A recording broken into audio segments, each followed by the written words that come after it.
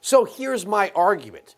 The method by which the Democrats who control many of these bureaucracies, the method by which they sent money to places that we never agreed to, we never voted for this stuff while we're talking about democracy, has been exposed.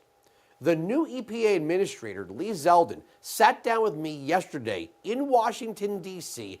at the Eisenhower Executive Office Complex. That's the building where the staff work next to the White House. And he brought some news to me, and then we talked about how this all works.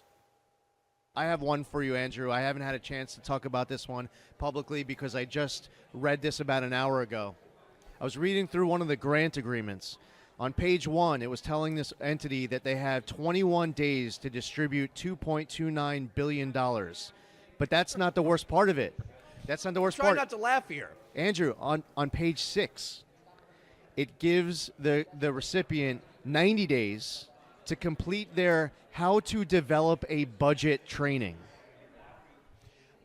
Think about this. We had Doug Collins on a little earlier, and we're talking about his time in Congress. Congress has oversight. You were in Congress. Is this how, even for the best intentions of Republicans, they hide the money from you?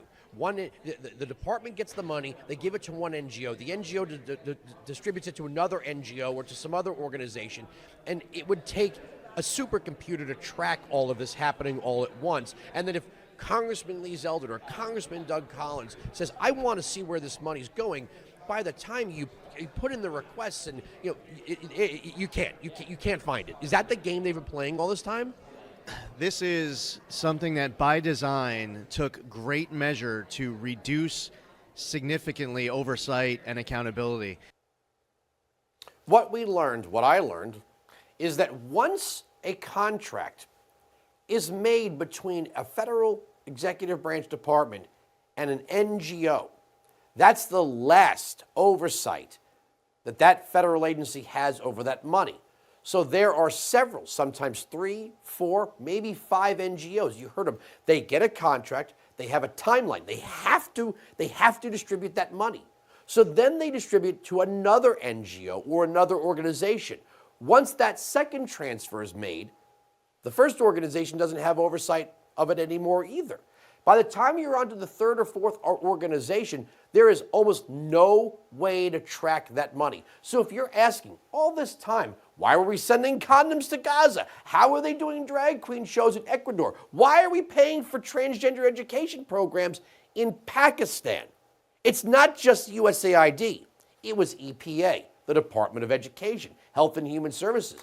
They can basically give grants to anyone they want as long as they reasonably believe those organizations are acting on the mission statement of that agency.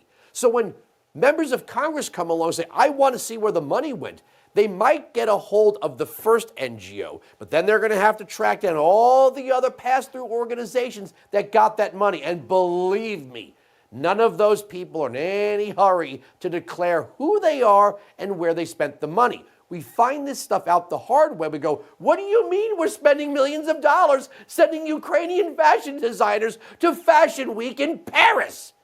Well, that's how it happens. Lee Zeldin actually discovered that spending an hour before he sat down with me. He walked into the room, sat down and said, I got something for you. This is what DOJ is going to be exposing even more.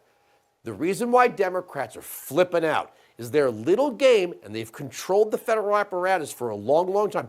Their little game is coming to an end, and that's my argument. For full shows, live and on demand, it's Salem News Channel.